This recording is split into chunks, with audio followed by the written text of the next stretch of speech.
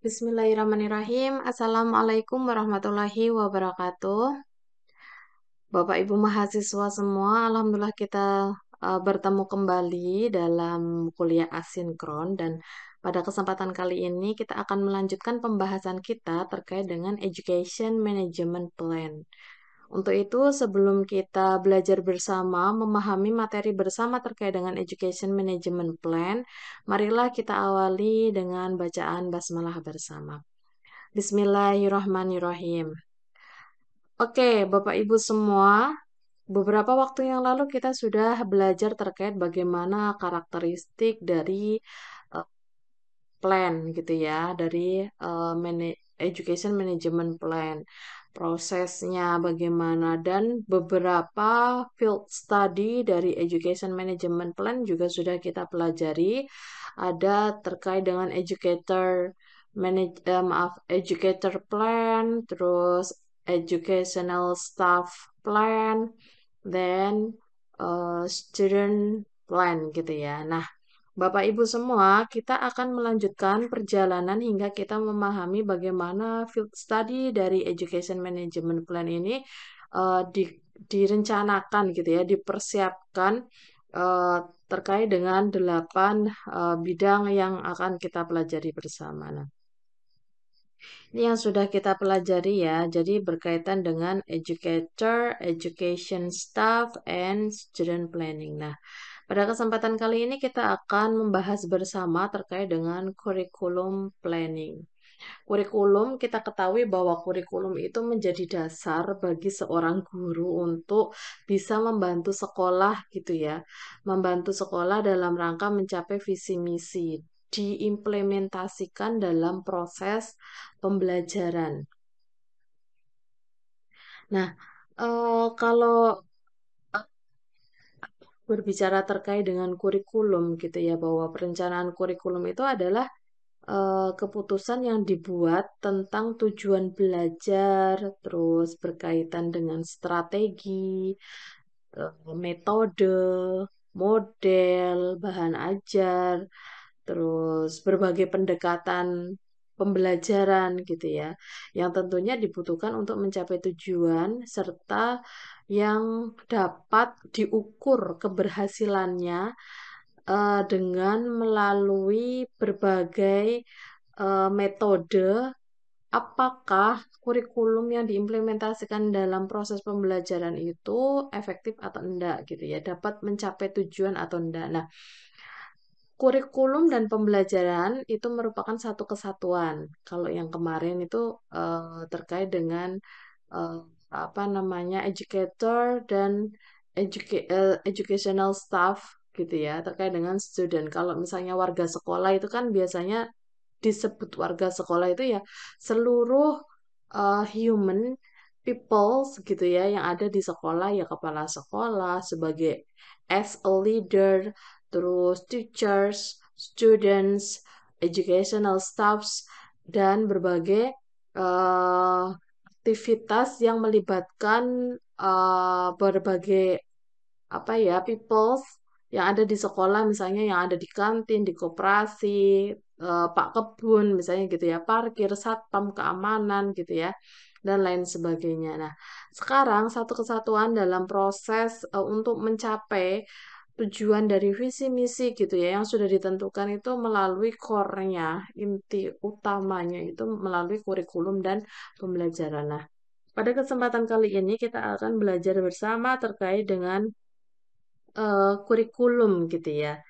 Kurikulum memang ketika kita melihat apa susunan dari kurikulum gitu ya, perencanaan kurikulum itu adalah sebuah proses yang dilakukan oleh ya para perencana itu siapa? Ya kepala sekolah, wakil kurikulum gitu ya. Kalau di SD mungkin nggak ada wakil kepala sekolah ya, maaf, tidak sekomplit di SMP dan SMA, walaupun sebenarnya ada kepala sekolah yang dibantu oleh salah satu guru yang merangkap menjadi wakil kepala sekolah bidang kurikulum gitu ya. Nah, perencana itu untuk apa ya? Tentunya untuk mengambil bagian dari berbagai level dalam membuat keputusan terkait dengan apa namanya kurikulum. Hal apa yang perlu disesuaikan? Nah, ini adalah berdasarkan hasil yang saya baca ya Bapak Ibu semua. Jadi ini saya maknai dari berbagai teori, saya sintesakan dan saya sampaikan ke Bapak Ibu semua terkait dengan kurikulum planning. Pertama itu tetap menggunakan need analysis. Itu adalah menjadi dasar bagi kita sebagai manajer, sebagai leader di dalam sebuah lembaga pendidikan, bahwa need analysis ini merupakan kunci utama untuk kita dapat menganalisis kebutuhan. Apa yang akan kita lakukan ke depan itu sesuai harapan gitu ya. Sesuai harapan siapa? Sesuai harapan dari warga sekolah. Tentunya seperti yang sudah dibuat melalui visi misi. Nah, need analysis yang saya sampaikan ini, yang hasil dari apa membaca berbagai kajian yang sudah ada, itu terkait dengan alignment. Atau misalnya kalau yang sekarang sedang apa disesuaikan dengan perkembangan era, itu ada cross alignment. Nah, need alignment atau cross alignment itu ini menjadi kebutuhan yang sangat mendasar sekali bagi sekolah untuk melihat bagaimana sebenarnya perkembangan perkembangan baik itu iptek ya, ilmu pengetahuan teknologi dan seni, sains, dan terkait dengan kondisi yang ada di sekitar ataupun berbagai perkembangan ini situasi dan kondisi alam gitu ya, yang tentunya kalau berkenaan dengan alam ya kita biasanya bekerja sama dengan badan-badan yang sesuai kayak gitu ya, yang relevan, misalnya BMKG ataupun dengan badan-badan yang lain yang memahami terkait dengan konstruksi alam yang ada di sekitar kita. Nah, alignment ini menjadi bagian penting karena ini sebagai strategi dalam menyelaraskan. Kalau di dalam pendidikan yang ada di SMK ya Bapak Ibu, alignment ini menjadi hal yang sangat sekali dibutuhkan karena SMK itu eh, disesuaikan lulusannya disesuaikan dengan kebutuhan dunia kerja, sehingga perkembangan dunia kerja yang dinamis itu juga membentuk bagaimana sikap leader yang ada di sekolah SMK itu untuk memberikan penyesuaian yang tepat, cepat, adaptabel kayak gitu ya kepada para guru, kompetensi yang diajarkan kepada para siswa dan lulusan yang diharapkan sesuai dengan kebutuhan dunia kerja. Nah, ini adalah alignment. Bagaimana dengan jenjang yang lain kayak gitu ya kalau ditanyakan. Ya kalau di jenjang SD, SMP, SMA gitu ya, dan se, se, se, sejenisnya gitu ya, misalnya MAN, MTS dan lain sebagainya itu ya. Tentunya itu juga disesuaikan dengan kondisi dan perkembangan yang ada. Eh, Ditentukan berdasarkan apa? Nah, kita lanjutkan ya presensinya yang belum disebut di pertemuan sebelumnya. Ini selanjutnya akan saya eh, sebut di sini untuk bisa dikonversi pada kehadiran ya. Oke, sebentar.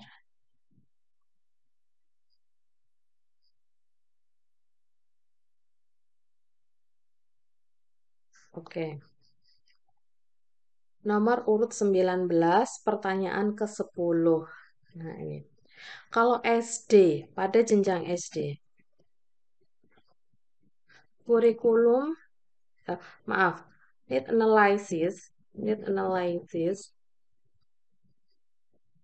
yang perlu dilakukan sesuai dengan perkembangan itu apa? Perkembangan apa, Bu? Misalnya gitu ya, ya perkembangan sesuai dengan generasi kayak gitu ya, generasi ataupun karakteristik yang ada. Generasi Z, perkembangan digital, terkait dengan digital inclusion kayak gitu ya, implementasi dari pemanfaat digital. Nah, ini apakah ada perubahan terkait dengan kurikulum. Need analysis-nya itu seperti apa? Oke, nomor 19 pertanyaan 10 ya. Pada jenjang SD, need analysis yang perlu dilakukan sesuai perkembangan yang ada itu seperti apa? Oke, kita lanjutkan pada jenjang SMP gitu ya. Nomor 27 pertanyaan ke-11. Pada jenjang SMP, need analysis yang perlu dilakukan sesuai dengan perkembangan era itu seperti apa? Nah, kalau SMK tadi sudah saya sampaikan ya, karena SMK itu punya mitra, mitranya adalah dunia kerja dan dunia kerja itu sudah sangat dinamis sekali dan itu selalu berkembang sangat pesat ya. Kalau dulu manual misalnya sekarang sudah menggunakan digital berbasis sistem misalnya gitu. Semua data based on the system kayak gitu. Sistem based terkait juga misalnya kalau manufaktur ya berkaitan dengan bagaimana caranya marketing dengan berbagai media atau metode yang simple tapi mengena di hati para calon customer gitu ya dan customer yang akan membeli barang atau jasa yang disiapkan disediakan oleh para lulusan atau para dunia kerja di dalam bidang manufaktur.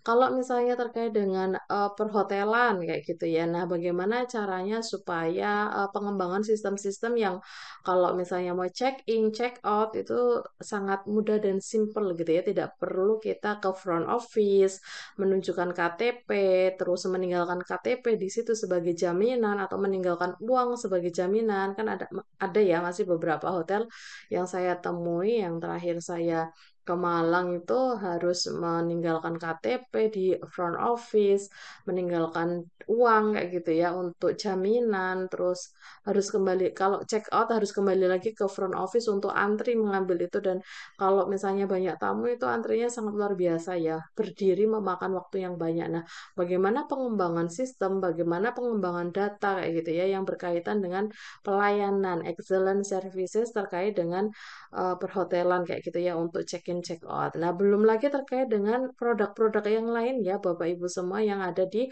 SMK. Nah, kalau itu berdasarkan perkembangan era cocok sekali bahwa kurikulum planning ini tidak hanya kita berpusat pada puskur gitu ya, pusat kurikulum. Tidak bisa kalau kita mengandalkan pusat kurikulum sebagai pokok untuk kita bisa mengimplementasikan berbagai mata pelajaran yang disampaikan kepada para siswa gitu ya Bapak Ibu semua. Nah, kalau kurikulum yang seperti ini baiknya menurut nomor 5 pertanyaan 12 eh, kurikulum yang tepat yang bisa digunakan untuk perkembangan yang sangat dinamis itu yang seperti apa yang perlu disiapkan?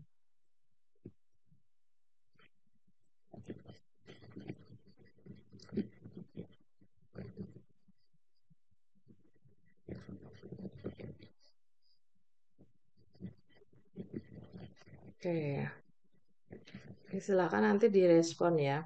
Oke, itu adalah berkaitan dengan need analysis alignment. Nah, sekarang adalah berkaitan dengan setting objectives. Jadi, kurikulum itu memang untuk mengeset gitu ya, untuk menentukan tujuan-tujuan apa yang akan dicapai. Tentunya tujuan-tujuan tersebut juga direlevansikan dari visi, misi, strategi yang akan dicapai oleh sekolah. Nah, dari situ nanti proses pembelajaran itu akan mengarah pada jalur yang tepat kayak gitu ya Bapak Ibu, sehingga tidak melenceng jauh dari jalur apa yang akan dicapai pada visi dan misi.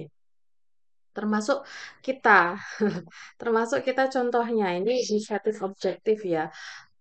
Pertemuan kita pertama setelah UTS atau ETS, evaluasi tengah semester. Kalau di RPSOB itu namanya ETS ya Bapak Ibu, walaupun sebenarnya prosesnya sama, namanya beda gitu ya. Nah, setting objectives ini kita berubah seiring perkembangan dari rencana perkuliahan gitu ya. RPS yang kita harapkan di dulu pertama kali Bapak Ibu yang sudah berjumpa dengan saya sekilas ketika saya mendampingi Ibu Profesor Alia Rashid Baswedan pertama kali saya menyampaikan terkait dengan kontrak belajar. Ternyata seiring berkembangnya waktu yang kita itu belum selesai pada satu semester kayak gitu ya. Itu kita mengimplementasikan RPS dengan OB Outcome Based Education. Nah, di mana setting objektifnya ini akan berbeda, bukan akan lagi ya, sudah berbeda dan saya sudah sampaikan pada pertemuan pertama kita setelah ETS. Nah, setting objektifnya ini adalah kita berorientasi pada outcome based. Jadi, capaian perkuliahan itu berbasis luaran gitu ya, produk berupa paper, mini paper, ataupun book chapter. Nah, insya Allah nanti kita produknya adalah book chapter sesuai yang sudah saya sampaikan ya, judul-judulnya kepada para Bapak Ibu semua. Sehingga nanti book chapter itu akan kita satukan, kita jilid menjadi buku. Selanjutnya nanti kita akan daftarkan HKI, hak cipta gitu ya, sebagai bagian dari proses dari luaran atau setting objektif. Nah, ini adalah kita termasuk yang bisa beradaptasi pada proses perkembangan terkini gitu ya, kita bisa menyesuaikan walaupun agak ngos-ngosan juga beberapa kali harus menyesuaikan dengan materi-materi sehingga kalau pertemuan itu sudah sangat berlalu gitu ya harus asinkron seperti itu.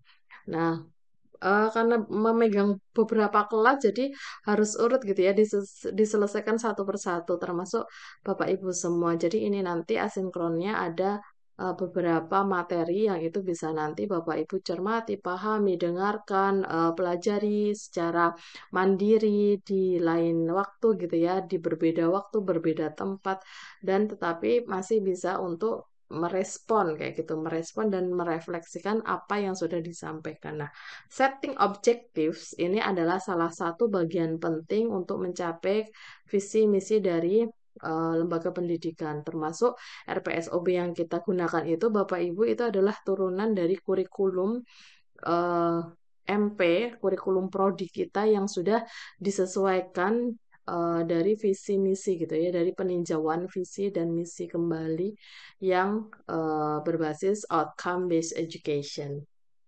Belum banyak sebenarnya kalau RPSOB itu Bapak Ibu ya. Jadi di Jogja itu baru ada beberapa kampus yang sudah menerapkan OB.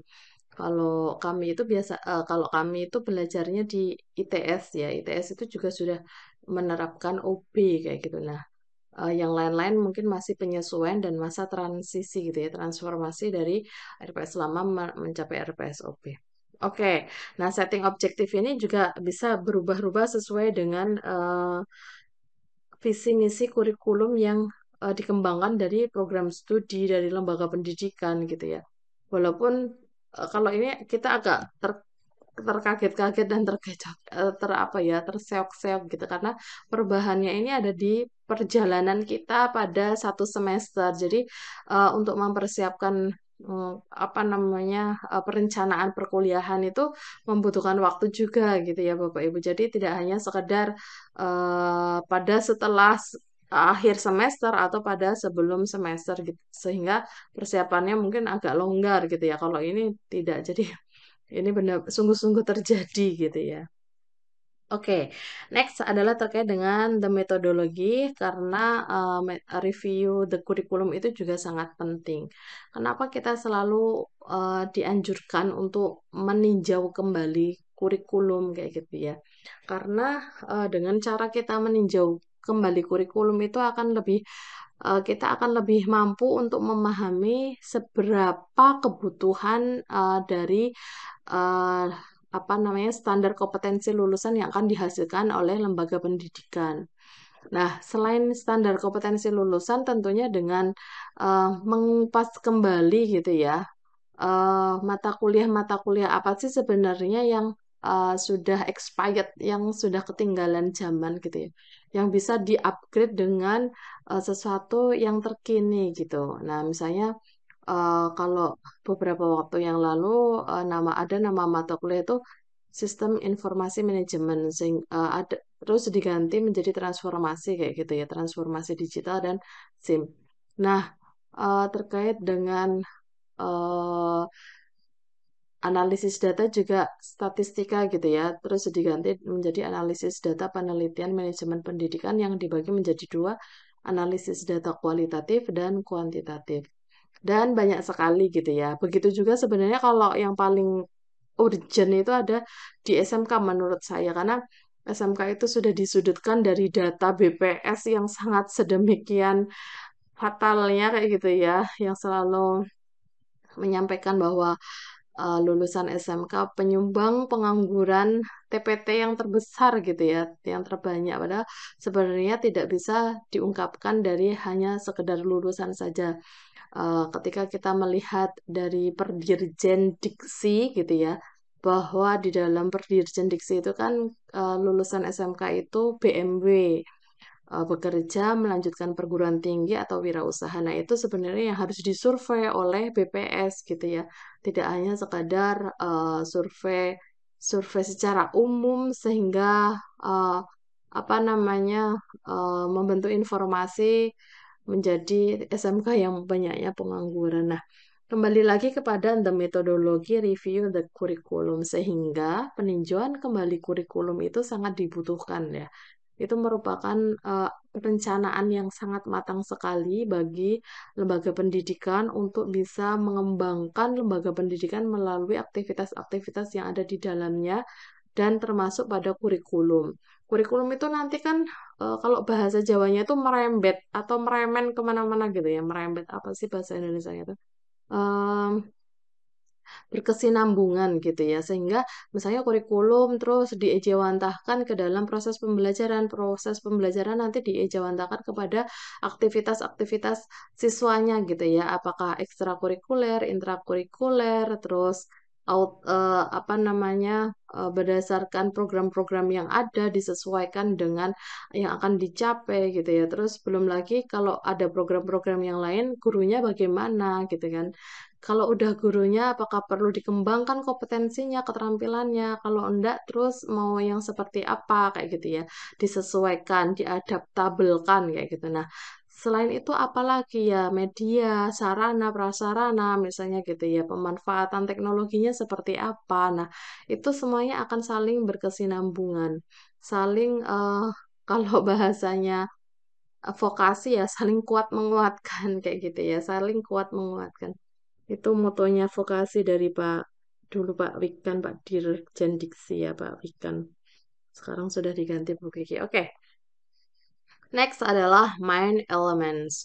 Jadi ada setting the stage, planning lesson, implementing those lessons, tracking progress, dan assessing learning. Nah, ini main elements ini adalah sebenarnya turunan dari kurikulum, turunan dari review kurikulum ini. Ini turunannya itu langsung ke sini gitu ya Bapak Ibu, sehingga main elements ini itu sudah masuk ke dalam proses perencanaan pembelajaran gitu ya, yang harus dilakukan oleh Bapak Ibu guru di kelas. Next adalah procedures dan terakhir adalah assessment dan evaluation.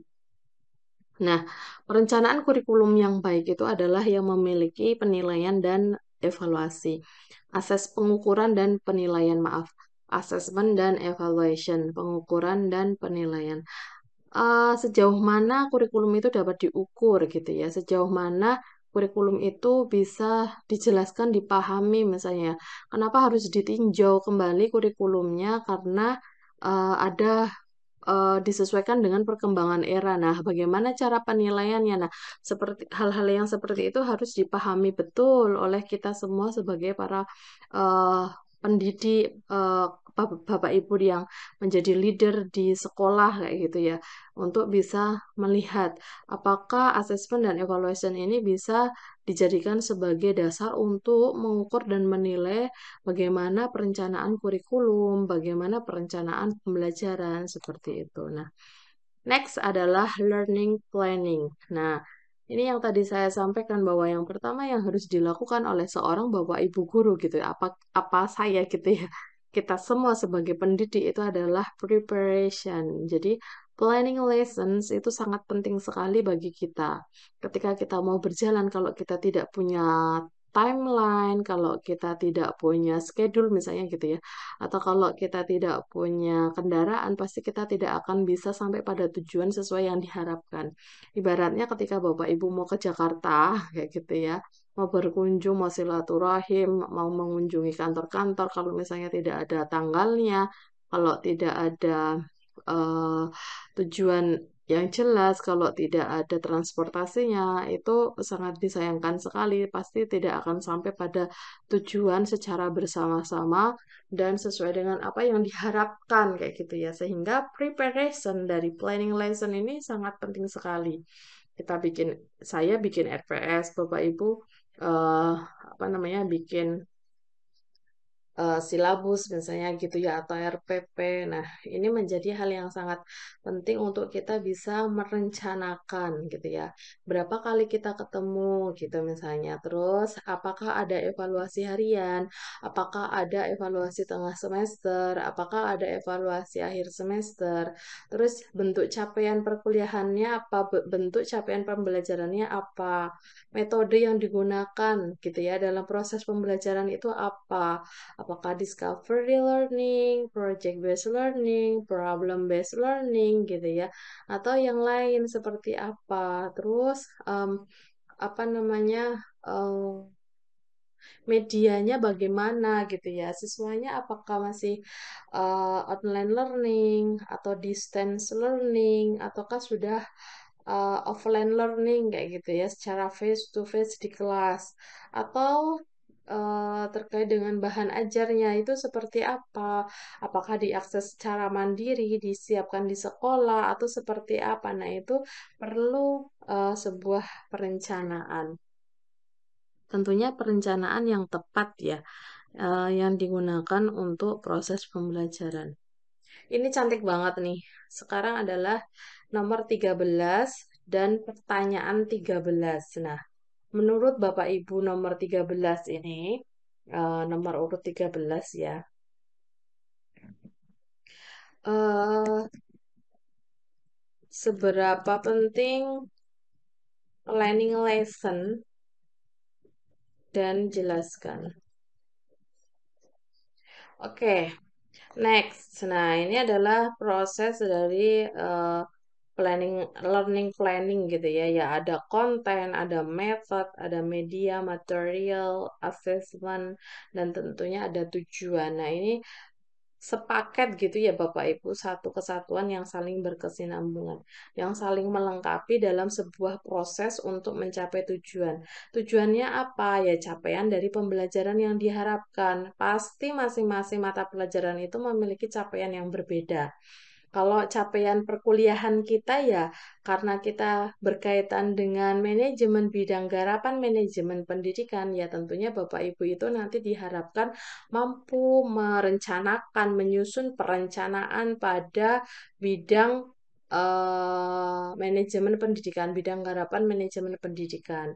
Selanjutnya apa? Setelah perencanaan, ya Bapak Ibu mampu mendesain bagaimana pengorganisasian pada bidang garapan manajemen pendidikan gitu ya. Apakah hanya cukup sampai mendesain saja pada pengorganisasian? Enggak. Kita kemarin sudah belajar ya. Dan dulu pas dengan Ibu Prof. Alia Rashid Baswedan juga sudah belajar bagaimana itu fungsi-fungsi manajemen gitu ya. Apakah hanya kita pakai POAK kayak gitu ya? Planning, organizing, actuating, controlling? No. Atau pakai PDCA, planning, plan, do, check, action, misalnya gitu ya. No, disesuaikan juga dengan kebutuhan kita.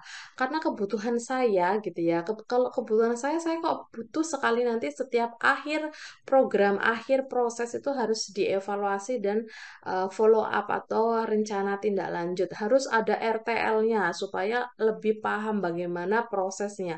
Apakah harus program-program yang sudah diselesaikan, program-program yang sudah dikerjakan, apakah harus dilanjutkan atau tidak di-cut di situ saja. Nah, bagaimana kebermanfaatannya, bagaimana impact-nya, bagaimana recommendation-nya, kayak gitu ya, itu juga perlu diketahui, sehingga saya juga membutuhkan pada fungsi manajemen itu di terakhir ada evaluation. Nah, Bapak Ibu itu juga perlu dipertimbangkan ya ketika Bapak Ibu menjadi leader di dalam sekolah atau leader di dalam sebuah program atau leader di dalam sebuah kegiatan kayak gitu ya. Itu juga perlu dipertimbangkan di akhir setiap kegiatan program itu ada evaluasi dan tindak lanjut gitu ya. Supaya lebih memahami bagaimana program tersebut akan dilaksanakan kembali pada tahun depan atau waktu yang akan mendatang gitu ya. Bagaimana rekomendasi dari program tersebut, bagaimana evaluasi yang bisa kita pelajari dari program yang sudah dilakukan. Nah, itu menjadi bagian yang sangat terpenting.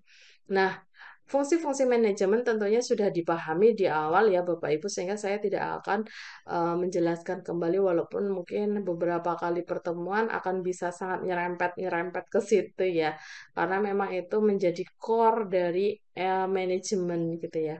Sebenarnya kalau memahami lagi dari proses yang lain ya, manajemen itu banyak sekali ya, termasuk MMM itu ya, material, methods, money, man, kayak gitu ya, orang yang mengerjakan, ada pembiayaannya berupa money misalnya gitu ya, ada materialnya.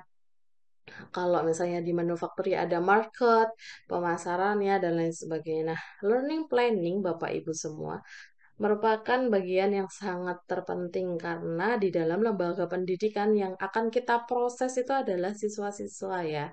Siswa-siswa yang memiliki karakter yang berbeda, latar belakang yang berbeda, kondisi ekonomi keluarga yang berbeda, yang mana semuanya bisa masuk secara bersamaan, diproses, dan outputnya juga secara bersamaan keluar bareng-bareng gitu ya.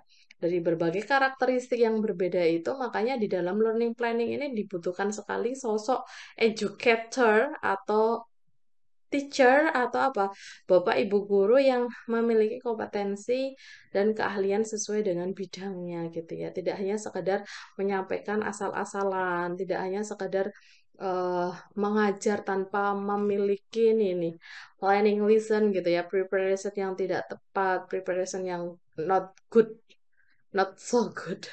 eh Apa namanya, dengan well preparation itu tentunya nanti akan bisa mencapai goal sesuai dengan apa yang diinginkan pada proses pembelajaran. Itu ya, ini adalah learning planning. Oke, next kita akan eh, apa namanya, memahami terkait dengan facilities planning. Kalau di dalam proses pembelajaran, facilities itu dibedakan menjadi dua, sarana dan prasarana. Oke, menurut nomor 2, sarana itu apa?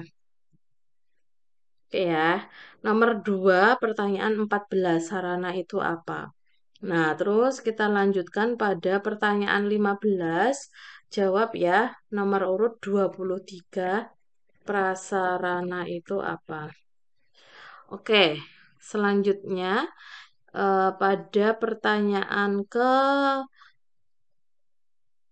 16,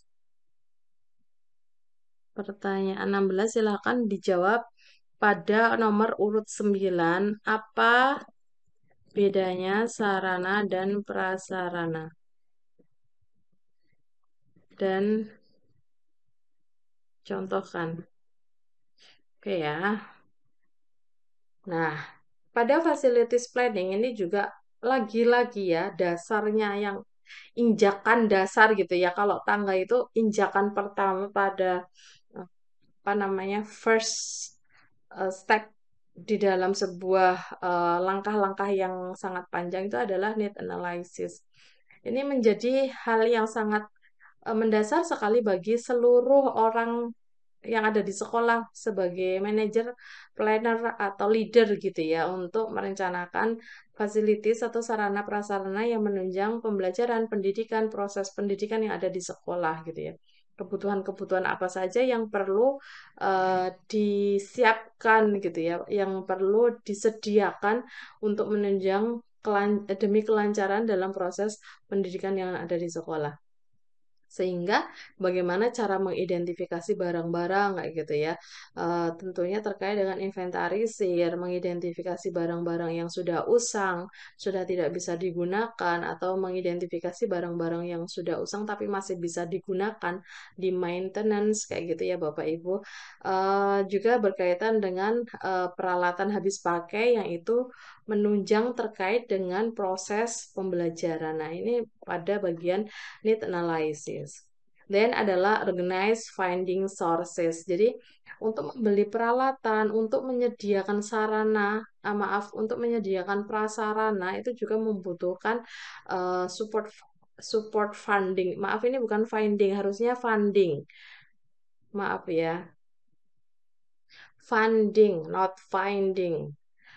Maaf, maaf, ini harusnya funding. Kecepatan ngetiknya. Nah, jadi harus mengorganisasikan, mengelola gitu ya, sumber-sumber pendanaan yang bisa digunakan dalam proses eh, apa namanya mencukupi kebutuhan yang perlu disediakan di dalam sekolah kayak gitu ya. Ya kalau misalnya gedungnya kurang, ruang kelasnya kurang, nah itu bagaimana caranya untuk bisa mencari support funding kayak gitu ya, funding support maaf, funding support dukungan pendanaan. Nah sehingga ketika punya duit itu juga tidak langsung dihabiskan untuk proses pembangunan atau proses pembelian alat-alat yang dijadikan sebagai uh, sarana prasarana dalam menunjang pembelajaran atau proses pendidikan di sekolah gitu ya, tetapi tetap dikelola dengan baik. Apalagi kalau sekolah-sekolah yang ada dana BOS itu kan biasanya juga ada indikator-indikator tertentu yang bisa digunakan dalam proses eh, fasilitas ya, walaupun sebenarnya tidak semua uang itu ada plotnya sendiri gitu ya. Nah, itu juga perlu diorganize. Nah, next adalah ada PIC. PIC ini sama halnya dengan penanggung jawab ya Bapak Ibu, sehingga tidak hanya sekedar satu orang saja yang mengurusi, pasti akan ada koordinator yang ditunjuk oleh kepala sekolah untuk bertanggung jawab terkait dengan pengadaan sarana prasarana, maintenance sarana prasarana, terus penghapusan kayak gitu ya, retensi dan lain sebagainya terkait dengan sarana prasarana. PIC menurut saya kenapa dimasukkan ke dalam planning ini adalah hal yang sangat penting sekali untuk bisa mengakomodir bagaimana tugas dan tanggung jawab terkait dengan sarana prasarana. Paham maksud saya semoga ya, karena beberapa kali saya lihat itu banyak sekali yang sering mengeluh kayak gitu ya. Oh, ini ada alatnya tapi kok sekarang nggak ada misalnya kayak gitu. Atau ini dipinjam tapi kok sepertinya kok nggak dikembalikan kayak gitu. Nah, itu hal-hal yang sangat perlu diperbaiki cara pengelolaannya ya, sehingga membutuhkan PIC yang tepat. PIC yang tepat itu ya tentunya tidak hanya sekadar eh, menginventarisir saja, tetapi juga bagaimana cara memaintenance, bagaimana cara apa namanya meminjamkan, terus apa mengambil alih kembali gitu ya yang dipinjam, nah dan hal-hal lain. Nah nanti Bapak Ibu akan sampai pada bagaimana cara mengorganisasikan dari bidang garapan manajemen pendidikan. Next adalah inventory. Oke, kita lanjutkan pertanyaan ya. Pertanyaan tadi sudah sampai pada nomor 16 kalau nggak salah. Oke, sekarang kita masuk ke 17. Oke, apa yang dimaksud nomor urut 15 pertanyaan 17. Apa yang dimaksud inventory pada facilities planning? Oke, silakan nanti direspon. Oke, dan procurements. Oke, procurements. Oke, kita cari ke pertanyaan ke-18 berarti ya. Silakan nomor urut 20 nanti untuk bisa merespon pertanyaan ke-18 terkait dengan procurements pada facilities planning. Nah, apa itu yang dimaksud inventory? Apa itu yang dimaksud procurements? Nah, nanti kalau Bapak Ibu mau menanyakan berarti nanti menanyakan pada ini ya, berkaitan dengan inventory dan procurements. Nanti saya juga akan pada merespon kembali pada memfeedback, memberikan feedback pada respon yang sudah diberikan oleh Bapak Ibu semua terkait dengan inventory dan procurements pada kolom komentar. Next, kita akan uh, membahas bersama terkait dengan education financing planning. Wah, ini adalah pembiayaan ya. Dulu saya sangat sebel sekali kalau belajar pembiayaan karena tidak hanya sekadar mengetahui bagaimana proses arus kas masuk, kas keluar, buku pencatatan di buku kecil, buku besar, petty cash kayak gitu ya, tetapi juga bagaimana caranya mengelola keuangan terkait dengan pendidikan gitu ya. Kalau Bapak Ibu di sekolah yang mengurusi dana BOS, biasanya itu sudah ke-plotting-plotting gitu ya. Nah, masalahnya adalah ketika sekolah-sekolah kita itu mencari sponsor yang luar biasa dan sponsornya itu membantu dengan pendanaan yang sangat luar biasa sekali. Nah, oke. Kalau dalam proses pendidikan, terutama yang disupport dari dana APBN 20% gitu ya, itu kira-kira pada, oke, sekarang kita lanjutkan lagi.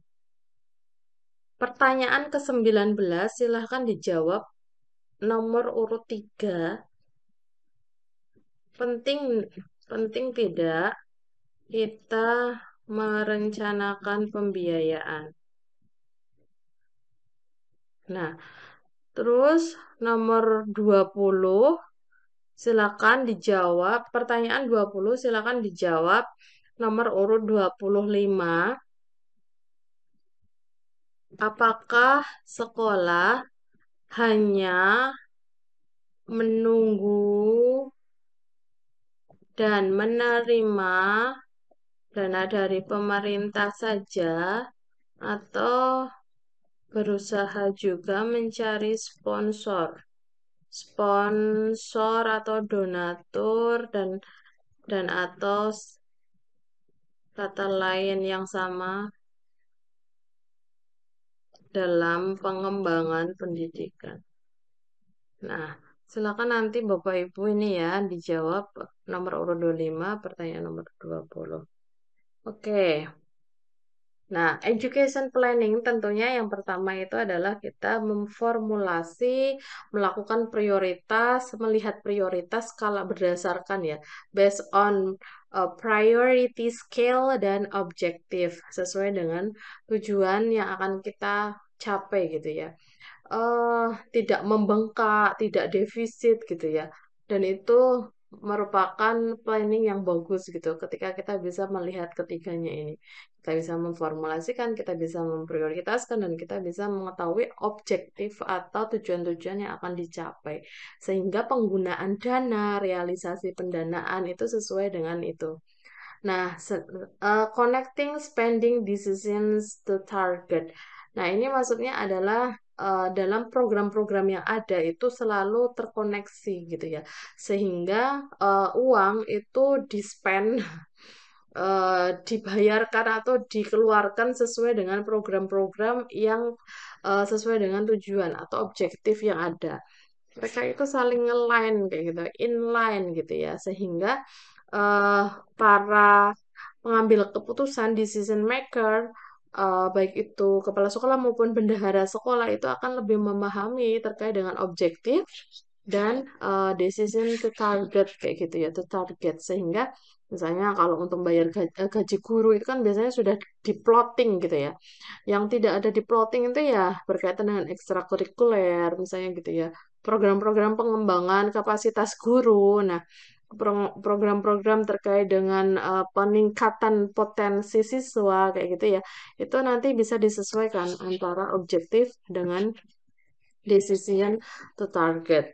Nah, next adalah providing support for strategic budgeting. Jadi, pengembangan ini yang berkaitan dengan bagaimana tadi yang nomor 20 ya. Maaf. Nomor berapa tadi pertanyaan yang terakhir itu? Iya, betul. Pertanyaan 20 ini nanti nyambung nyambung pembahasannya ada di sini gitu ya. providing support for strategic budgeting, sehingga ketika Bapak Ibu akan ketika Bapak Ibu pengelola pendidikan kayak gitu ya, lembaga-lembaga pendidikan di berbagai jenjang itu akan lebih paham bagaimana caranya providing support for strategic budgeting kayak gitu.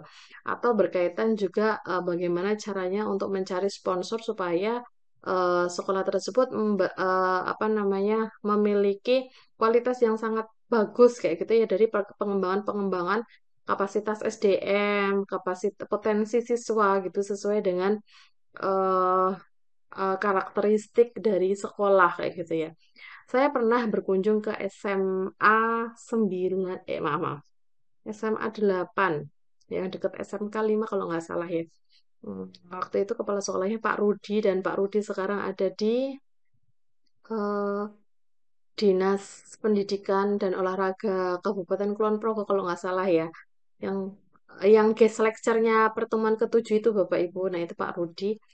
Nah, di sana itu luar biasa sekali sekolahnya.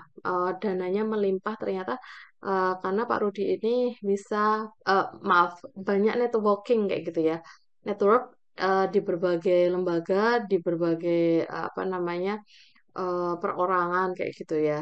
Tentunya tidak hanya sekedar dana-dana dari komite sekolah, tetapi juga bagaimana caranya supaya pendanaan yang ada support funding support itu bisa dikelola.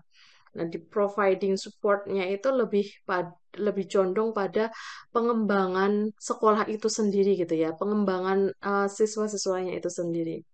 Jadi siswanya itu memiliki banyak prestasi sehingga pada akhirnya ya diharapkan sesuai dengan visi misi yang ada di sekolah. Next adalah terkait dengan key procedures and tools for planning the use of school funding. Nah, nah kita lanjutkan ya, karena ini adalah SCL sehingga harusnya Bapak Ibu yang banyak bekerja gitu ya. Nomor urut 16, pertanyaan ke-21 pada poin 4 education financing planning. Nah, apa yang dimaksud key procedures and tools for planning the use of school funding? Nah, nanti responnya bukan terjemahan dari bahasa Inggris ke bahasa Indonesia ya, tetapi dijelaskan maksud dari key procedures and tools for planning the use of school funding ini seperti apa. Oke, next adalah budget flexibility and reallocation. Nah, kita lanjutkan. Ini juga untuk pertanyaan selanjutnya adalah pertanyaan ke-22. Silakan untuk direspon nomor urut 6. Nah, ini ya, budget flexibility and reallocation. Ini apa maksudnya? Lagi-lagi ini bukan hanya sekedar terjemahan ya, Bapak Ibu, tetapi terkait dengan respon yang ada. Oke, and the last, I'm sorry, and the last strategically link spending decisions to policy priorities. Nah, ini adalah bagaimana terkait dengan strategi atau strategik gitu. Dulu sempat saya berdiskusi sama guru saya, profesor yang ada di apa namanya lembaga pendidikan saat saya kuliah gitu ya. Apa bedanya strategik, strategi? Nah, strategically link spending decision to policy priorities gitu ya. Ini adalah berkaitan dengan kebijakan-kebijakan yang eh, prioritas gitu ya, yang strategi-strategi yang digunakan dalam pengambilan kebijakan yang sangat prioritas sekali dalam realisasi penggunaan dana kayak gitu ya. Nah, supaya tidak defisit, supaya masih memiliki dana tabungan, dana cadangan kayak gitu ya, supaya memiliki apa pendanaan dari hibah-hibah yang ada misalnya gitu ya, hibah-hibah ya terkait dengan proses pembelajaran, hibah terkait dengan sarana prasarana dan ataupun yang lainnya yang tidak hanya sekedar dari bantuan pemerintah tetapi juga bisa berinovasi, berkreasi kayak gitu ya dengan melibatkan berbagai lembaga-lembaga baik di dalam Indonesia, di dalam negeri maupun di luar negeri. Nah, itu adalah punya strategi-strategi tertentu gitu ya. Nah, Bapak Ibu, ini adalah PR atau Public Relations yang kaitannya dengan hubungan masyarakat gitu ya. Yang pertama adalah situation recognition kayak gitu. Bagaimana sekolah itu mampu memberikan informasi yang tepat kepada masyarakat dan apabila sekolah itu di dalam eh, tengah-tengah masyarakat, perkampungan yang ada di masyarakat, itu juga mampu memahami bagaimana kondisi dan situasi para masyarakat sekitar itu untuk dapat merekognisi kayak gitu ya, memberikan rekognisi gitu ya. Nah, ya tentunya dalam keterlibatan dan melibatkan gitu ya. Ya baik sekolah untuk masyarakat maupun masyarakat terkait dengan peningkatan pembelajaran yang ada di sekolah. Nah, yang kedua adalah terkait dengan goal setting. Jadi, bagaimana cara sekolah itu men-setting tujuan itu dengan cara melibatkan masyarakat ya. Masyarakat bisa terlibat dalam hal apa kayak gitu ya. Ya kalau misalnya dalam proses pembelajaran ya barangkali ada bibit-bibit unggul sebagai calon educator gitu ya. Ya bisa diambil dari situ atau terkait dengan potensi wilayah masyarakat sekitar yang bisa digunakan sebagai outing kelas atau sebagai proses pembelajaran peningkatan pembelajaran para siswa itu juga bisa dihadirkan di dalam proses pembelajaran kayak gitu ya didapatkan dari masyarakat. Nah, goal setting ini tentunya yang berkaitan dengan bagaimana cara sekolah itu berperan, memiliki peran terhadap sekolah itu sendiri maupun peran terhadap masyarakat kayak gitu ya. Oke, next adalah terkait dengan program planning. Oke, nomor 21 pertanyaan ke-23. Kira-kira program planning seperti apa yang dapat dikembangkan untuk masyarakat sekitar? Ya. Next, berkaitan dengan involvement. Nah, nomor urut 8, pertanyaan ke-24, bentuk involvement masyarakat kepada lembaga pendidikan itu seperti apa? Then news or press ya. Press release maksudnya. Oke. Nomor urut 12, pertanyaan 25. Apa saja yang perlu dijadikan sebagai news or press release dalam hubungan masyarakat atau PR, Public Relation. Nah, oke, Bapak Ibu, ini adalah hal yang sangat penting sebenarnya untuk bisa membangun image sekolah, branding sekolah kayak gitu ya, itu melalui public relation gitu ya. Menurut nomor urut 18 pada pertanyaan 26, penting tidak kita itu membangun image yang baik kepada masyarakat sekitar. Kenapa alasannya? Nah, nanti jelaskan ya. Dan terakhir, nomor 10, pertanyaan ke-27. Strategi branding sekolah yang dapat digunakan itu apa saja. Nah, nanti Bapak Ibu bisa merespon ya satu persatu di kolom komentar YouTube sesuai dengan nomor urut dan daftar pertanyaan. Sekian dari saya, banyak kesalahan saya minta maaf. Mari kita akhiri perkuliahan asinkron kita dengan bacaan tahmid bersama.